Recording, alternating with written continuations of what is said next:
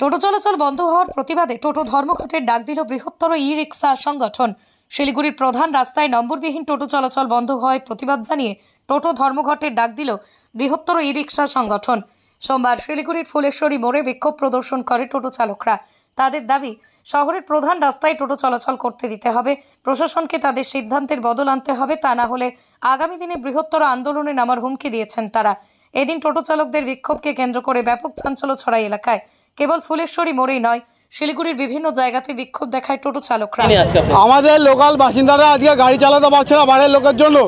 তো আমরা চাচ্ছি যে আমাদের যে local Aadhaar card, PAN card, voter card যা আছে আমাদের লোকাল বাসিন্দাদের চেক করা হোক। বন্ধ করার পরে আপনাদের তরফ লোক আপনারা এতদিন ধরে কেন করেননি? এতদিন ধরে এই জিনিসটা তো করাই হয়নি। আপনারা তো দায়িত্ব নিয়ে করবো, সেটা তো আমাদেরকে বলতে হবে। এই যে এত নাম্বার প্লেট ছাড়া হয়েছে, মানুষ চালাচ্ছেন টোটো, আপনাদের কোনো সংগঠন নেই?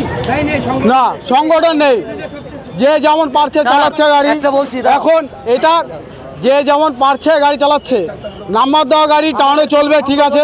আমাদের নাম্বার ছাড়া গাড়ি আমরা লোকালে, আমাদের মহাবিস্তান এনজিপি আমাদের এসব এরিয়ায় লাগে। আমাদের দরকার নেই হেলকার রোড, সেবক রোড আমাদের দরকার নেই, ঠিক আছে। তো এটাই বলছি যে আমাদের যে বাইরের থেকে লোক এসে যে গাড়ি চালাচ্ছে, বাইরের থেকে লোক এসে গাড়ি চালাচ্ছে, সেটা